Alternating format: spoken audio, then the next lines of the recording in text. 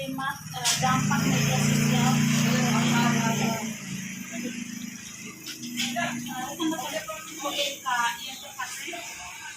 Mari kita mulai kegiatan kita hari ini dengan menyanyikan teman-teman tahu lagu hari ini kurasa bahagia. Hari ini kurasa bahagia. Teman-teman? Biar teman Aji juga bantu nyanyi. Yuk.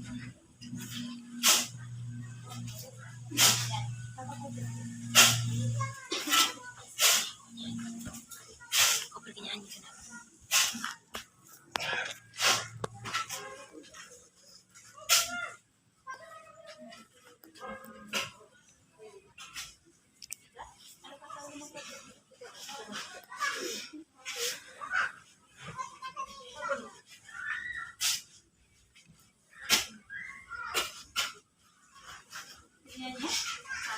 Pelan-pelan.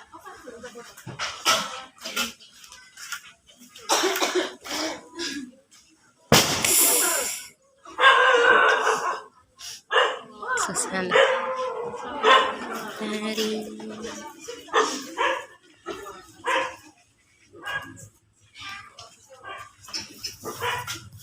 Nyanyi sana. Hari ini hari ini ku rasa bahagia, berkumpul bersama saudara seiman. Tuhan Yesus tersatukan kita tanpa memandang di antara kita. Dan dengan tangan dalam kasih, dalam satu hati, berjalan dalam terang kasih Tuhan. Kau sahabatku, kau saudaraku, tiada yang dapat memisahkan kita. Kau sahabatku, kau saudaraku, tiada yang dapat memisahkan kita.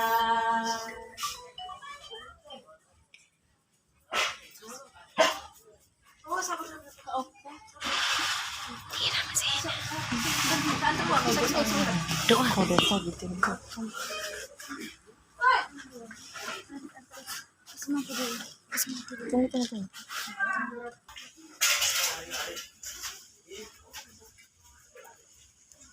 Teman-teman, jadi di sini tema kita hari ini tentang dampak media sosial.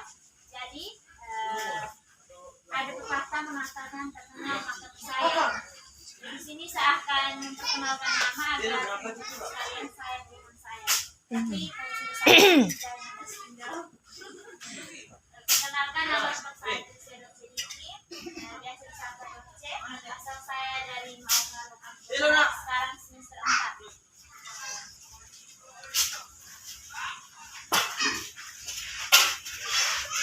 Sebelum teman-teman kita mulai dengan kegiatan kita mengawali semuanya dengan doa. Jadi sekarang tahukah akan memimpin kita dalam doa berdoa?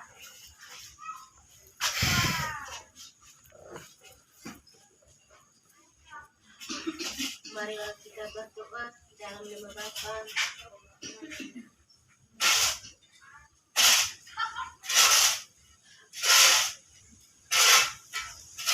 Bapa di surga, Engkau telah mengumpulkan kami di sini untuk melaksanakan kegiatan rekonstruksi kami mengenai dampak media sosial. Engkau menganugerahkan karunia yang berbeda-beda kepada kami.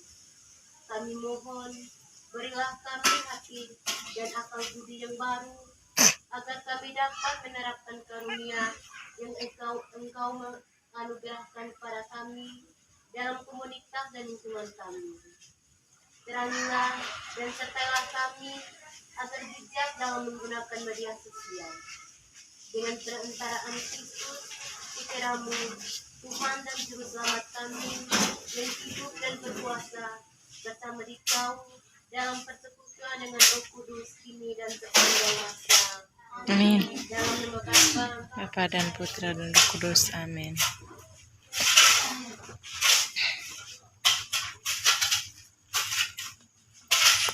Oke teman-teman, langsung saja kita langsung ke materinya. Mengenal tentang media sosial. Pasti kata media sosial ini sudah familiar. Ini sudah sering dengar tentang media sosial. Media sosial merupakan sebuah media untuk bersosialisasi satu sama lain dan dilakukan secara online yang memungkinkan manusia untuk saling berinteraksi tanpa dibatasi ruang dan waktu. Media sosial dengan pengguna terbanyak di Indonesia yaitu Facebook, WhatsApp, Instagram, TikTok, Line, dan Twitter. Pasti teman-teman semuanya di sini memiliki Facebook, WhatsApp, TikTok, Line, dan Twitter. Pasti ya. Sebelum kita mengenal tentang media sosial ini atau lebih kenal sekarang yang sering kita gunakan di handphone, pasti dulu kita komunikasi orang pasti lewat surat. Contohnya dari Okaro, informasi tentang berita apa resmi ide harus naik bis atau perlu berkesini. Tapi sekarang dengan adanya HP semuanya langsung telepon. Hanya di sini juga ada dampak positif dan negatif penggunaan media sosial ini. Pasti ada dampak negatif dan positif. Dampak positifnya yang pertama mempertemukan kembali keluarga bersama yang jauh lewat dunia maya. Mungkin dulu waktu kami kecil pasti ada kerabat keluarga kita yang pergi merantau. Itu kan pasti kita tidak tahu ya yang mana yang mana yang pas lagi selesai kita masuk ke HP. Di situ kita semua langsung hanya dengan yang tidak kita kenal, yang kecil-kecil yang kita tidak kenal, dan sebagainya kita tahu melalui HP. Terus yang kedua sebagai media penyebaran informasi yang cepat. Ini di kampung saya sendiri dengan ini keluarga saya. Kami ada keluarga di kampung yang meninggal. Kami juga tidak tahu. Padahal tetangga yang kami tahu informasi ini dari satu nenek yang rahasia. Bayangkan yang di tetangga saja orang yang meninggal di tetangga kita tidak tahu, tapi yang lebih tahu duluan itu yang jauh. Inilah media penyebaran informasi yang cepat. Terus yang ketiga memperluas jaringan pertemanan. Contohnya di sini saya dengan Rani, kami dua berteman. Tapi ini langsung. Tapi dengan adanya WhatsApp, Facebook, Twitter, Instagram, saya juga memiliki teman-teman secara online. Contohnya di Jakarta, pokoknya di kota-kota yang jauh. Itulah dampak positifnya. Terus yang keempat, membuat anak-anak dan remaja menjadi lebih bersahabat, perhatian, dan empati. Dalam kita OYK, pasti di KUB kita atau di lingkungan kita, mungkin ada keluarga atau keluarga yang mungkin agak bilang atau susah tuh. Mungkin ada rencana kita saling dengan lewat media sosial. Mungkin contoh dia punya rumah kebakaran, pasti mungkin dari teman-teman langsung ambil HP foto rumah yang kebakaran lalu posting di Facebook atau Instagram. Di situ dampak positifnya penggunaan media sosial. Terus yang berikut sebagai sarana untuk mengembangkan keterampilan dan sosial. Contohnya saya memiliki TikTok. Mungkin saya ada bakat tapi aslinya tidak. Mungkin saya memiliki bakat main gitar contohnya. Saya memiliki bakat main gitar. Lalu saya posting di TikTok, pasti banyak yang Di situ saya bisa menghasilkan uang. Itulah namanya keterampilan saya dalam menggunakan media sosial. Terus sebagai media komunikasi dengan pengguna lainnya dari seluruh dunia. Pasti teman-teman di sini punya teman keluarga atau teman yang di jarak menjauh. Pasti dengan HP kita lebih gampang untuk berkomunikasi. Lalu sebagai media pertukaran data yang cepat dan murah. Contohnya dalam ini kita membeli sesuatu, contohnya pesan sesuatu dari luar, itu kan pertukaran contohnya apa?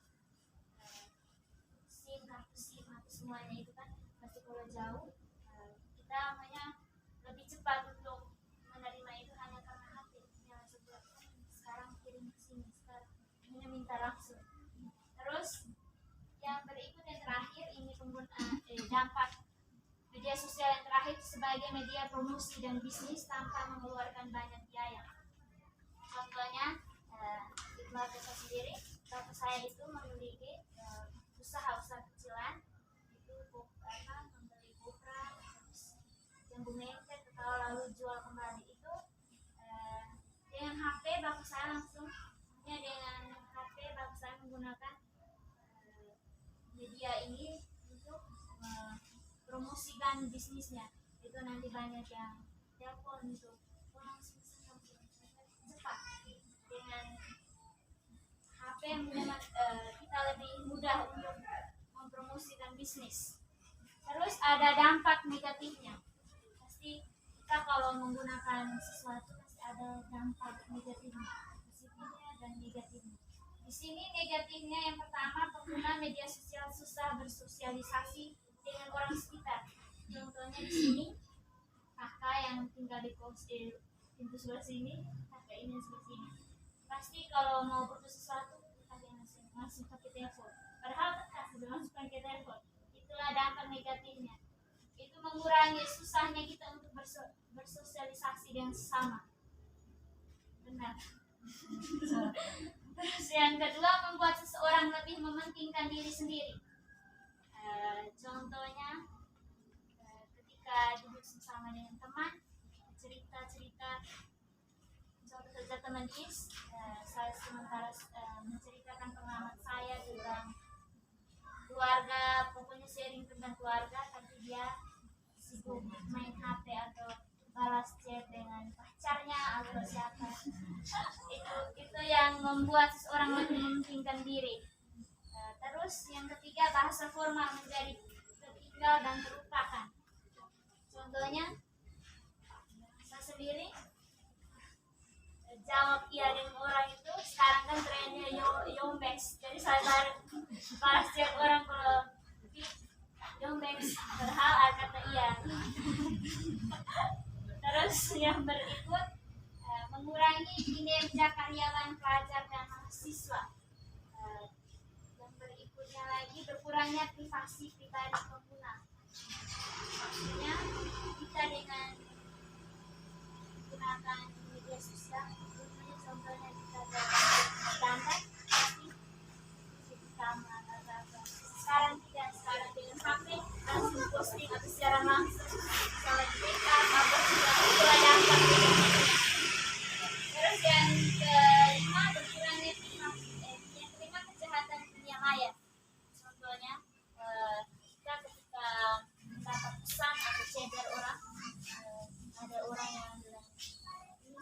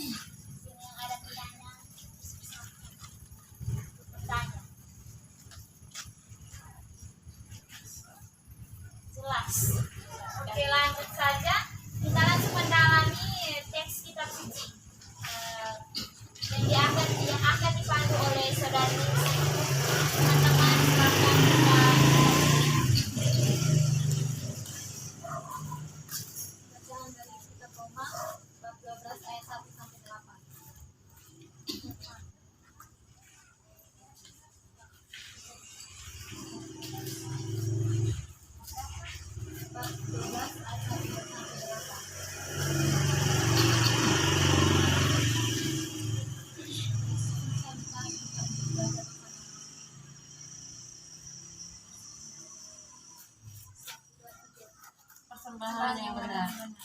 Karena itu, saudara-saudara, demi kemurahan Allah, aku menasihatkan kamu, supaya kamu mempersembahkan tubuhmu sebagai persembahan yang hidup, yang kudus, dan yang berkenan kepada Allah. Itu adalah ibadahmu yang sejati. Janganlah kamu menjadi serupa dengan dunia ini, tetapi berubahlah oleh pembaharuan budimu, sehingga kamu dapat membedakan manakah kehendak Allah, apa yang baik, yang berkenan kepada Allah dan sempurna. Berdasarkan kasih karunia yang dianugerahkan kepadaku, aku berkata kepada setiap orang di antara kamu, janganlah kamu memikirkan hal-hal yang lebih tinggi daripada yang harus kamu pikirkan, tetapi hendaklah kamu berpikir lebih tinggi, sehingga kamu menguasai diri menurut ukuran iman yang dikaruniakan Allah kepada kamu masing-masing. Sebab sama seperti pada satu tubuh, kita mempunyai banyak anggota, tetapi tidak semua anggota itu mempunyai tugas yang sama. Demikian juga kita, walaupun banyak, adalah satu tubuh di dalam Kristus, tetapi kita masing-masing adalah anggota yang seorang terhadap yang lain. Demikianlah kita mempunyai karunia yang berlain-lainan menurut kasih karunia yang dianugerahkan kepada kita. Jika karunia itu adalah untuk berbuat baik, baiklah kita melakukannya sesuai dengan iman kita. Jika karunia untuk melayani, baiklah kita melayani. Jika karunia untuk mengajar, baiklah kita mengajar. Jika karunia untuk menasihati, baiklah kita menasihati. Siapa yang membagi-bagikan sesuatu, hendaklah ia melakukannya dengan hati yang ikhlas.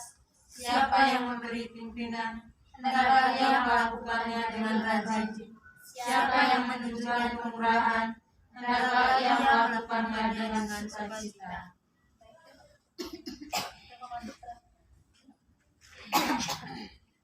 Teman-teman yang sudah membacakan kitab suci tadi, jadi di sini ada pesan teks Roma yang telah kita baca itu. Pesannya di sini tentang mengenai media sosial. Saya berikan kesempatan para teman-teman. Baik teman-teman, pesan dari bacaan surat Paulus kepada jemaat di Roma mengenai media sosial. Yang pertama, Rasul Paulus mengajak kita untuk tidak menjadi serupa dengan dunia dan tetap membaharui budi. Dalam hal ini, kita diajak untuk menggunakan akal budi kita agar dapat membedakan hal yang benar dan hal yang salah. Yang kedua, media sosial menjadi alat yang bisa membantu kita untuk berkomunikasi dan dengan memanfaatkan teknologi yang ada. Dengan kata lain, kita yang harus menguasai media sosial, bukan media sosial yang menguasai kita. Yang ketiga, media sosial memiliki dampak positif dan negatif bagi kita sebagai penggunaannya.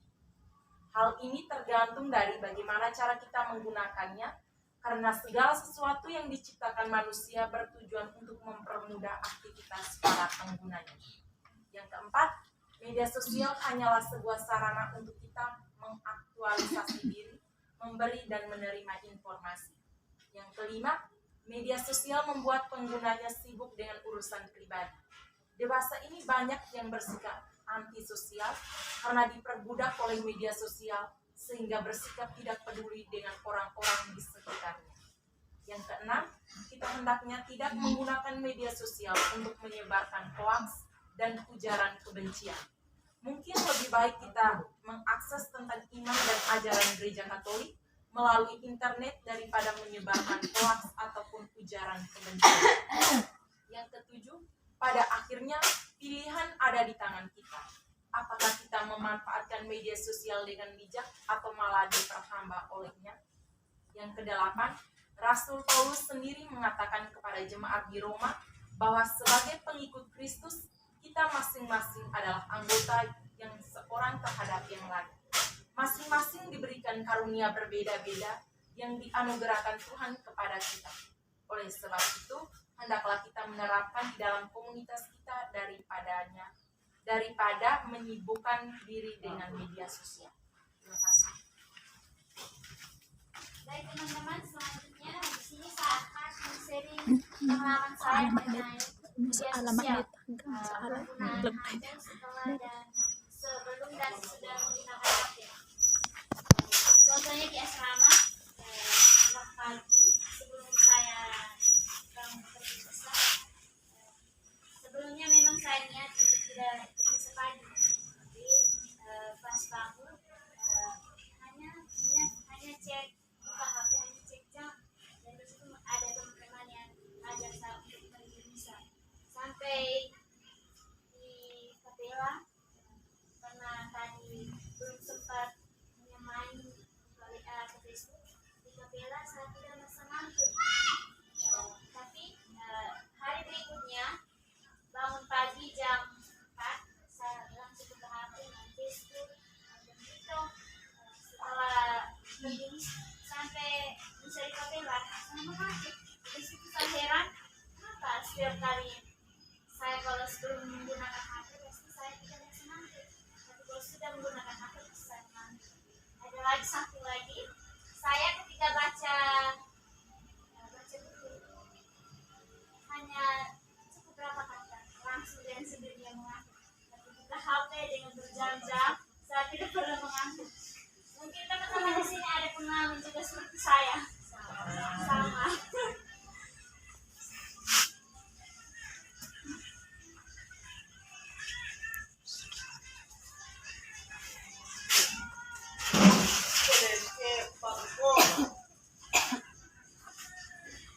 Saudara-saudara yang terkasih, sebagai manusia yang hidup di era milenial, kita tentunya tidak lepas dengan media sosial dalam keseharian kita. Media sosial menjadi alat yang bisa membantu kita untuk berkomunikasi dengan memanfaatkan teknologi yang ada. Dengan kata lain, kita yang harus menguasai media sosial, bukan media sosial yang menguasai kita. Mungkin ada dari kita yang terlalu sibuk dengan media sosial sehingga kita tidak bisa memperhatikan orang-orang di sekitar kita. Ada pertanyaan yang pertama, dari bacaan tadi, tentunya teman-teman sudah membaca tadi, apa nasihat Rasul Paulus tentang tubuh? Tadi teman-teman ada yang tentang nasihat Rasul Paulus tentang tubuh yang Paulus bisa menjawab. Nasihat Rasul Paulus tentang tubuh.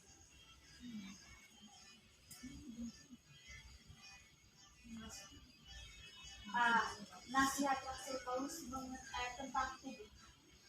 Nasihatnya, supaya kamu mempersembahkan tubuhmu sebagai persembahan yang hidup, yang kudus dan yang berkenan kepada Allah. Itu adalah ibadahmu yang sejati. Janganlah kamu menjadi serupa dengan dunia ini, tetapi berubahlah oleh pembaharuan budimu, sehingga kamu dapat membedakan manakah kehendak Allah, apa yang baik, apa yang berkenan kepada Allah dan yang yang kedua, apa yang dapat kita lakukan agar kita dapat menguasai diri kita? Menurut teman-teman, apa yang akan teman-teman lakukan agar kita pribadi kita ini jangan terlalu terlena dengan handphone? Apa yang akan teman-teman bangun? Meskipun tidak untuk selamanya, hanya untuk sementara, itu apa niat yang akan teman-teman bangun? Contohnya bangunnya selalu siang-siang berketerangan. Apa yang akan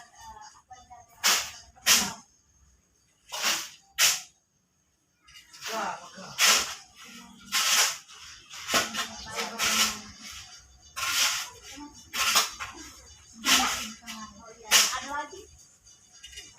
Kalau menurut saya pribadi foto jangan lupa itu jangan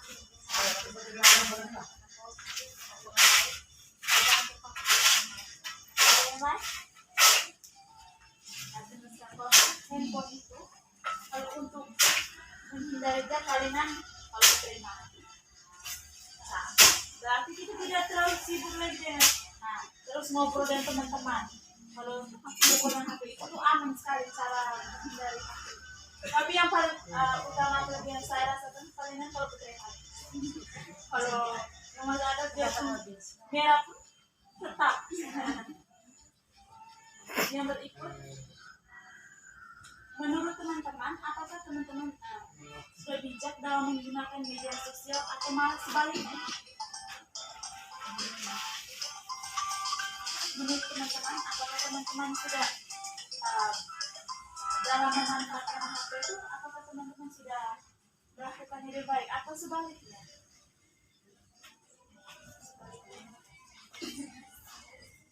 Setengah-setengah? Setengah bisa, setengah enggak. Ya, benar, itu semuanya itu pasti kita rasakan. Sebagai pengguna media sosial, apakah kita peduli dengan teman-teman di sekitar kita? Sebagai pengguna jarang. Ada lagi?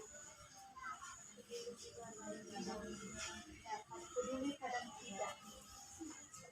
Tergantung situasi. Tergantung. Apakah kita sudah menerapkan karunia yang dianugerahkan Tuhan kepada kita dalam komunitas dan lingkungan? Contoh kita berbaik dengan teman-teman, meskipun tidak setiap hari, selalu ada. Jika ada teman-teman yang membutuhkan pertolongan kita, meskipun setiap bantuan kita meskipun kecil namun sangat berguna bagi orang yang membutuhkannya. Oke teman-teman, kegiatan kita sampai di sini. Selanjutnya kita akan menutup kegiatan kita pada sore hari ini dengan doa yang dipimpin oleh Kakak.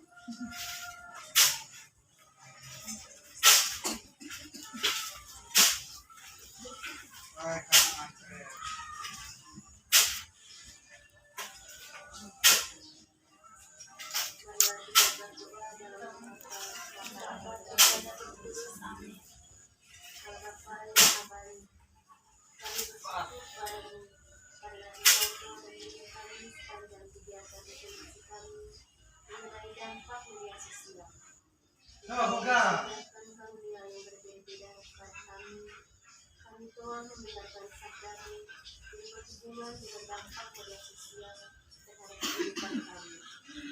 Kami mohon silakanlah Roh Kudus-Mu dalam hati dan akal budi kami agar dapat menggunakan media sosial dengan bijak serta menerapkan karunia yang Engkau anugerahkan kepada kami dalam komunitas dan lingkungan kami. Dengan penyertaan Kristus Putra-Mu, Tuhan dan Juru Selamat